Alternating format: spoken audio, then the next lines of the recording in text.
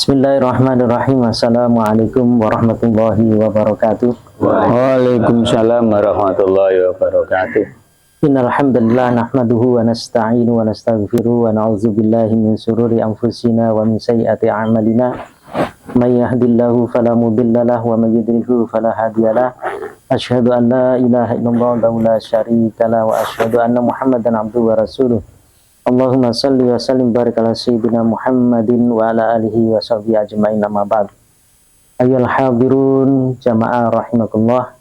Puja dan puji syukur kehadirat Allah Subhanahu wa taala atas segala limpahan nikmat yang diberikan kepada kita semuanya. Mudah-mudahan dengan segala nikmat yang diberikan kepada kita semuanya dapat meningkatkan iman kita, meningkatkan ketakwaan kita, dan meningkatkan aktivitas kita di dalam mengkaji Islam. Semoga dengan semuanya itu kita semuanya diberikan kebaikan oleh Allah Subhanahu wa taala. Amin ya rabbal alamin. Salawat dan salam mari kita limpahkan kepada baginda Rasulullah SAW, keluarga beliau, para sahabat beliau, serta umatnya yang senantiasa ittiba kepada beliau. Ayyuhal hadirun jamaah rahimakumullah dan para pemirsa dakwah kiri dimanapun berada, bahwa pada malam hari ini insyaallah adalah kajian kitab Riyadhus Shalihin. Setelah itu akan dilanjutkan dengan jalsa manah. Untuk mengawali, mari kita buka dengan bacaan umul kitab ila hadiniyah Al-Fatihah. A'udzubillahi minasyaitonir rajim. Bismillahirrahmanirrahim. Alhamdulillahirabbil alamin arrahmanirrahim maliki yaumiddin iyyaka na'budu wa iyyaka nasta'in ihdinas siratal mustaqim siratal ladzina an'amta 'alaihim ghairil maghdubi 'alaihim waladdallin. Amin. Acara selanjutnya yaitu kajian kitab Riyadhus Shalihin yang insya Allah akan disampaikan oleh Al-Mukarram Kiai Haji Farhan Abdul Hamid. Kepada beliau, tafadhol masykurah.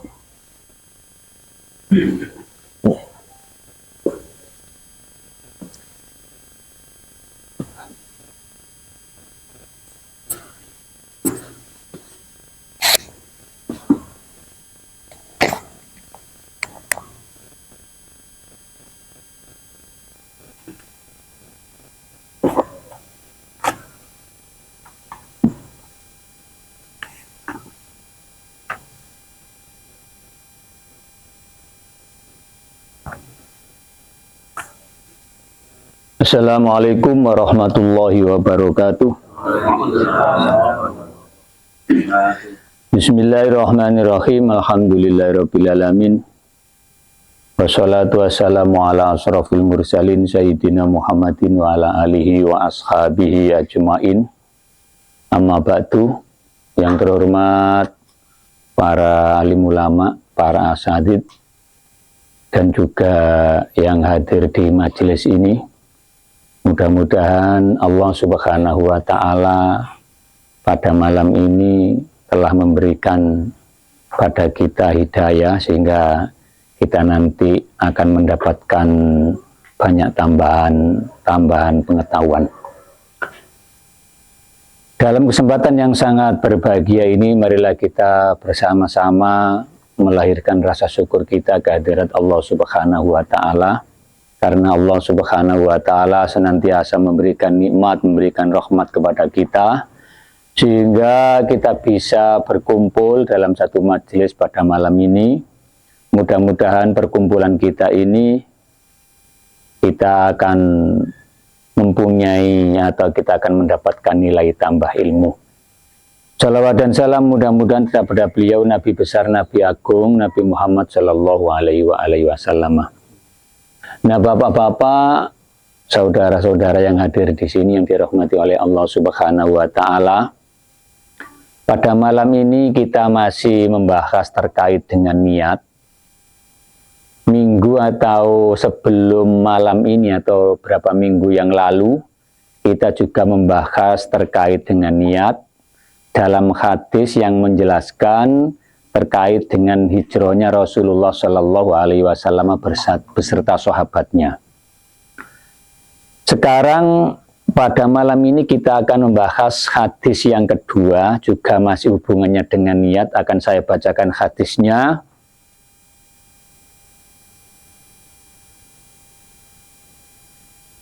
Wa an ummil mu'minin Ummi Abdillah Aisyah radhiyallahu anha qalat qala Rasulullah sallallahu alaihi wasallam yauzu jaisul Ka'bata fa idza kanu bi baida'a minal ardi yukhsafu bi awwalihim wa akhirihim.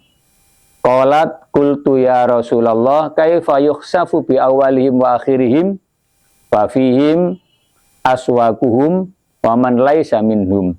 Qala yukhsafu bi awwalihim wa akhirihim summa yub'asuna ala niyatihim muttafaqun alaih.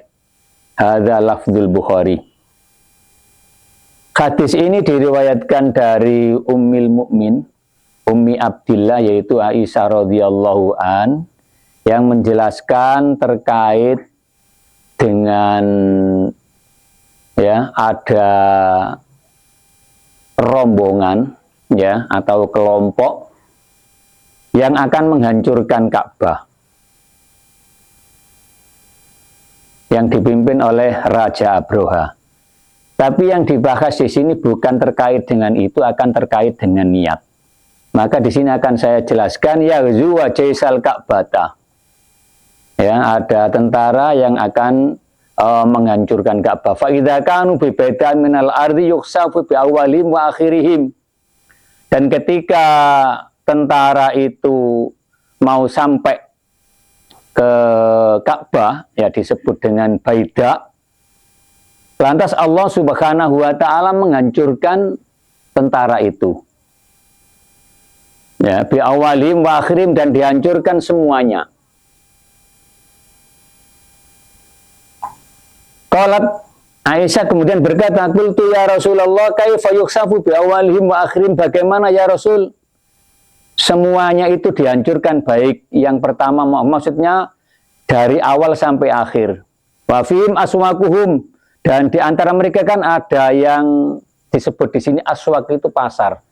Di tempat yang dihancurkan oleh Allah Subhanahu wa taala itu ada sebuah pasar, dan di situ ada orang berjualan. Ada yang jual, ada yang beli, akan tetapi bukan termasuk bagian dari orang yang, atau bukan bagian dari tentara yang menghancurkan Ka'bah. Wa man laisa minhum, dan tidak ada di antara mereka qala yukhsafu bi awalihim wa akhirihim summa yub'asuna ala niyatihim. Lantas Rasulullah Shallallahu alaihi wasallam menyampaikan terkait dengan pertanyaan Siti Aisyah tadi itu, nanti itu pada yaumil qiyamah dan pada hari akhir nanti itu semuanya akan dibangkitkan oleh Allah Subhanahu wa taala, akan tetapi dalam kondisi yang berbeda. Nah, maksudnya begini. Pada zaman dahulu itu ada tentara, ya maksudnya ada rombongan tentara yang menghancurkan Ka'bah. Karena saking banyaknya tentara dan saking besarnya rombongan itu, di sana itu tidak hanya tentara saja akan diikuti. Di rombongan itu diikuti oleh orang yang mau berjualan, ya, diikuti oleh banyak orang, tidak hanya tentara saja. Sehingga rombongan yang besar itu tidak satu niat dalam menghancurkan Ka'bah. Ada yang niatnya itu menghancurkan Ka'bah, dan ada yang niatnya itu berjualan. Sebelum sampai ke tempat Ka'bah, itu dihancurkan oleh Allah Subhanahu wa taala. Kalau di dalam sirah itu dihancurkan oleh Allah Subhanahu wa taala melalui malaikatnya yang termasuk bisa dikatakan menyerupai atau bentuknya burung. Gitu ya. Disebut burung ababil kan, begitu kan ya. Dan burung itu di saat menghancurkan tentara itu, burung itu, tiap burung itu mengambil batu. Dan batu itu cara gampangannya ditelbokno, dilempar ke tentara-tentara yang menghancurkan Ka'bah. Dan bukan tentara yang menghancurkan Ka'bah saja, juga rombongan-rombongan yang berjualan itu ikut hancur. Sehingga rombongan itu hancur semua, baik tentara yang mau menghancurkan Ka'bah maupun orang yang berjualan di satu tempat itu. Seperti itu. Kalau melihat ya, kalau melihat ayat Allah Subhanahu wa taala, memang tentara Allah Subhanahu wa taala itu bermacam-macam, sehingga dikatakan di dalam Al-Qur'an itu begini insyaallah. Wa ma ya'lamu junuda rabbika illahu. Tidak ada yang tahu tentara Allah illahu kecuali Allah Subhanahu wa taala. Sehingga Allah Subhanahu wa taala menjadikan tentaranya itu bisa berbentuk burung itu tadi itu ya. Karena apa? Di dalam Al-Qur'an itu wa ma ya'lamu junuda rabbika illahu. Ya, bisa jadi bentuk burung. Sebenarnya kalau kita perhatikan, burung itu kan ya punya kekuatan apa dan punya pikiran apa kan? Nggak punya kekuatan apa-apa, nggak punya pikiran apa-apa. Tapi kalau burung itu termasuk bagian dari tentara Allah Subhanahu wa taala dan itu dikehendaki oleh Allah Subhanahu wa taala, ya, akan punya kekuatan. Buktinya mampu menghancurkan rombongan yang disebut dengan apa ya itu ya?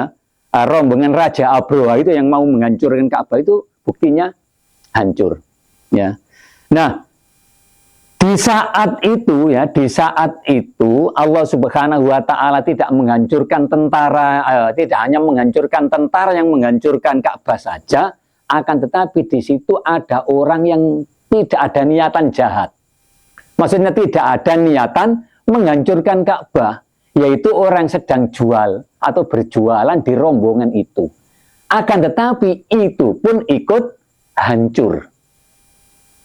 Lantas Rasulullah ditanya oleh Siti Aisyah, ya Rasulullah, kaifa yuksafu bi awwalim wa akhirihim, bi awwalim wa akhirihim wa fihim aswakun, ya, wa man laisa minhum. Bagaimana ya Rasul kok dihancurkan semuanya?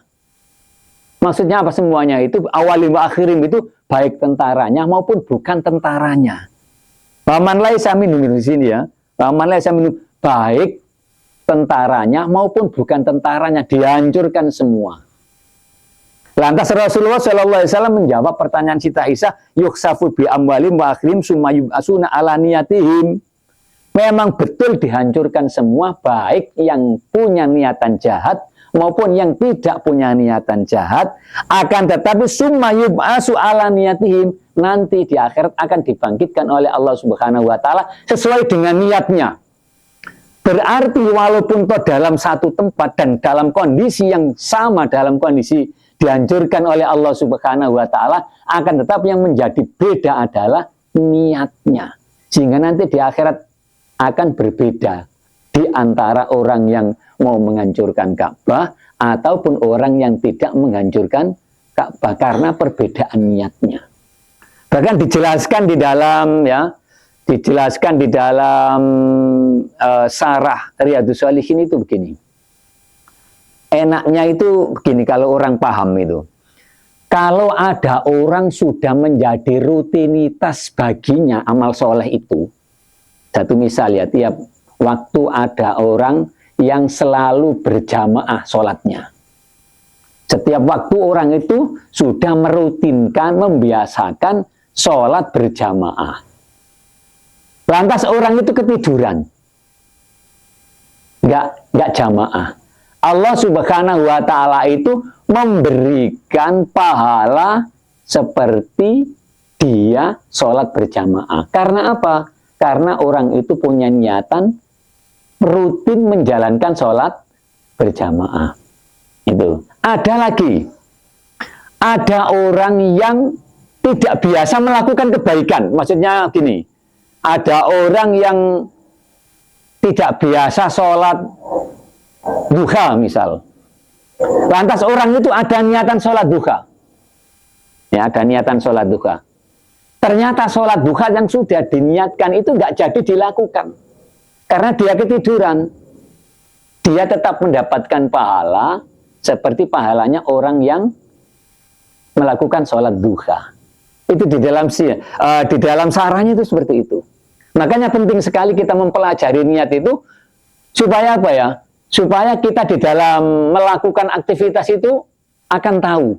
Ya, maksudnya akan tahu ya seperti itu. Biasanya melakukan kebaikan, tidak melakukan kebaikan, tetap mendapatkan kebaikan, tidak pernah melakukan kebaikan, punya keinginan untuk melakukan kebaikan, tidak terlaksana, akan mendapatkan pahala seperti melakukan kebaikan seperti itu.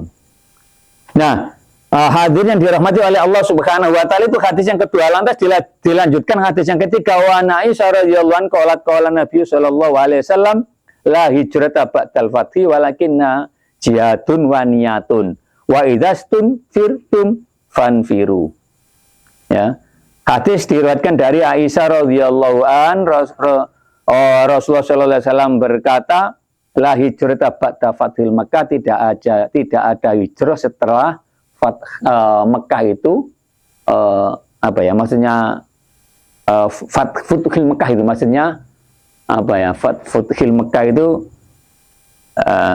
artinya apa ya, penaklukan kota Mekah ya.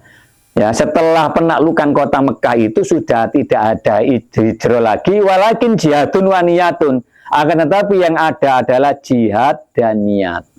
Akan tetapi yang di sini kita tidak membahas terkait dengan hijrah. Kalau terkait dengan hijrah itu ada 3 macam, ada hijrah tempat, ada hijrah minal mungkar, ya, dari kemungkaran menuju kebaikan, itu termasuk bagian dari hijrah, ya. Tapi saya tidak membahas terkait dengan itu, akan tetapi yang kita bahas adalah terkait dengan niat, ya, terkait dengan niat. Akan tetapi yang ada adalah niat dan jihad. Yang kita bahas adalah terkait dengan niat. Maka niat itu sangat penting di dalam kita melakukan aktivitas. Jangan sampai kita itu melakukan aktivitas tanpa dilandasi dengan niat. Nanti bisa jadi tidak mendapatkan apa-apa karena apa ya? Karena tidak ada niat, ya. Karena tidak ada niat, ya. Walaupun dia tidak terjadi melakukan, kalau ada niat mendapatkan bagian dari kebaikannya. Walaupun dia melakukan, kalau tanpa ada niatan untuk melakukan kebaikan itu, bisa jadi tidak mendapatkan apa-apa. Seperti itu. Makanya niat itu adalah, kalau di dalam kitab fikih itu adalah merupakan bagian dari syarat melakukan ibadah. Bagian dari syarat melakukan ibadah. Kemudian dilanjutkan lagi hadis yang keempat, wa an Abi Abdillah Jabir bin Abdillah Al-Ansari radhiyallahu anhu qala kunna ma'an Nabi sallallahu alaihi wasallam fi zatin faqala inna bil madinati lari jalan masirtum masiron wala qata'tum wadiyan illa kanu mahum khabasahum al-maradu wa fi riwayatin illa syarkukum fil ajri. Gini, Rasulullah Shallallahu Alaihi Wasallam itu bersabda, kunna ma'an Nabi, ya. Lantas ada sahabat yang bersama dengan Nabi di dalam sebuah peperangan, ya, bil Madinah. Ada seorang laki-laki yang ikut perang bersama dengan Rasulullah Shallallahu Alaihi Wasallam. Tapi ada sahabat Rasulullah itu yang tidak ikut berperang bersama dengan Rasulullah Shallallahu Alaihi Wasallam. Sahabat-sahabat yang lain itu berperang bersama Rasulullah Shallallahu Alaihi Wasallam, sehingga sahabat-sahabat yang berperang bersama Rasulullah Shallallahu Alaihi Wasallam itu mendapatkan pahala seperti pahala yang telah digariskan di dalam syariat, maksudnya seperti itu. Tapi ini ada sahabat Rasulullah Shallallahu Alaihi Wasallam itu yang tidak ikut berperang bersama Rasulullah. Ya, ada sahabat yang tidak berperang bersama Rasulullah Shallallahu Alaihi Wasallam. Tapi sahabat yang tidak ikut berperang itu punya niatan, punya keinginan berperang bersama Rasulullah Shallallahu Alaihi Wasallam. Akan tetapi sahabat yang punya keinginan dan punya keniatan mau berperang bersama Rasul itu terhalang oleh sakit, ya, terhalang oleh sakit, sehingga di sini marodun, ya, terhalang oleh sakit, sehingga sahabat yang punya niatan, punya keinginan, yang terhalang oleh sakit itu tidak bisa ikut berperang bersama dengan sahabat-sahabat Rasulullah yang lain, ya. Akan tetapi hal yang demikian itu sampai kepada Rasulullah Shallallahu Alaihi Wasallam. Maksudnya kejadian seperti itu sampai kepada Rasulullah Shallallahu Alaihi Wasallam. Ya, apa yang dikatakan Rasulullah Shallallahu Alaihi Wasallam pada orang yang punya niatan dan punya keinginan berperang bersama Rasul itu, akan tetapi tidak bisa karena terhalang oleh sakit. Rasulullah SAW menyampaikan kepada sahabat itu bahwa sahabat yang tidak ikut berperang, yang punya niatan ya, yang punya keinginan akan tetapi terhalang oleh sakit itu mendapatkan pahala, atau pahala itu menyertai dirinya seperti sahabat-sahabat yang ikut berperang. Nah, inilah terkait dengan niat. Maka pentingnya niat itu seperti itu. Ya, pentingnya niat itu seperti itu. Maka kalau di dalam kitab ini niat ini ditaruh di bab yang awal. Memang penting, soalnya apa? Niat itu memang bagian dari apa ya? Dari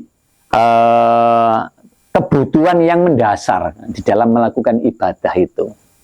Jangan sampai kita sudah melakukan aktivitas panjang atau sejauh-jauhnya, tapi kita nggak memahami apa yang harus dilakukan di awal, kan?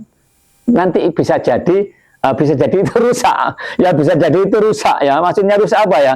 Ya, apa yang kita lakukan itu tidak mendapatkan apa-apa karena tidak ada niatan untuk melakukan hal itu, kan, seperti itu. Maka sangat penting ya untuk mengetahui atau mempelajari ilmu-ilmu supaya amal kita itu tidak sampai sia-sia. Makanya di dalam syair itu kan ada begini, wa kullu man bi ghairi ilmin ya'malu a'maluhu mardudatun la tuqbalu.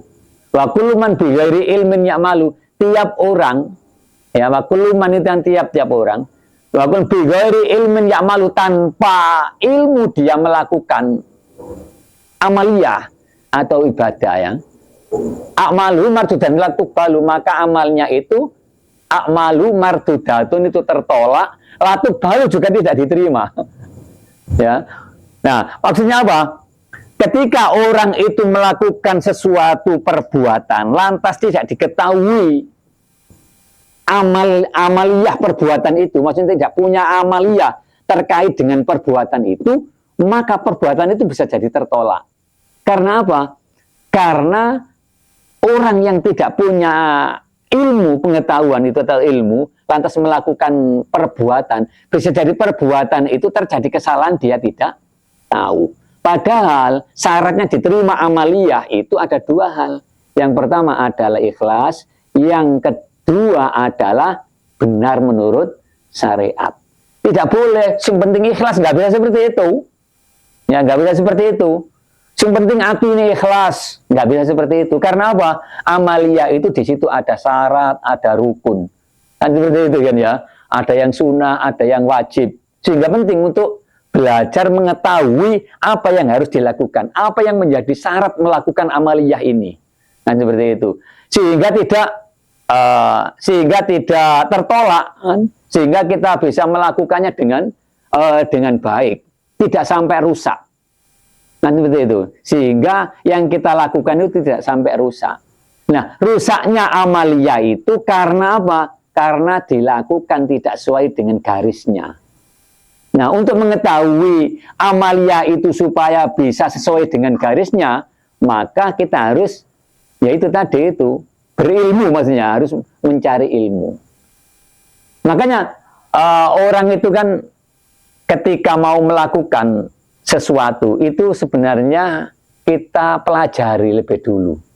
Makanya ketika ada orang mau menjalan atau melakukan ibadah haji, di sana ada manasik bimbingan haji itu supaya hajinya orang itu tidak asal dilakukan saja, supaya bisa dilakukan dengan benar. Maka dibutuhkan bimbingan, ya, dibutuhkan bimbingan apa yang harus dilakukan, kan seperti itu, biar tidak asal melakukan saja. Kalau di dalam hadis Rasulullah yang terkait dengan puasa itu kan seperti ini. Banyak orang yang berpuasa tidak mendapatkan apa-apa, akan tetapi hanya mendapatkan haus dan lapar, kan seperti itu kan ya. Kam min shaimin, ya kan? Laisa lahu min kam min shaimin laisa lahu min ilal jual absid kan ya, ngerti nggih? Kamin shaimin laisa lahu kamin shaimin, banyak orang yang berpuasa tidak mendapatkan apa-apa itu lain kecuali mendapatkan haus dan lapar. Nah, itu karena apa? Karena puasanya itu dilakukan tapi tidak sesuai dengan ilmunya. Nah, makanya penting sekali kita belajar mempelajari terkait dengan ilmu-ilmu yang mengantarkan supaya kita di dalam melakukan aktivitas itu sesuai dengan syariatnya, dan niat ini adalah mengatur dengan niat keikhlasannya sehingga apa yang kita lakukan itu tidak sia-sia. Itu yang bisa saya sampaikan, kurang lebihnya mohon maaf. Kita cukupkan sekian, kita cukupkan sekian. Saya akhiri, wassalamualaikum warahmatullahi wabarakatuh.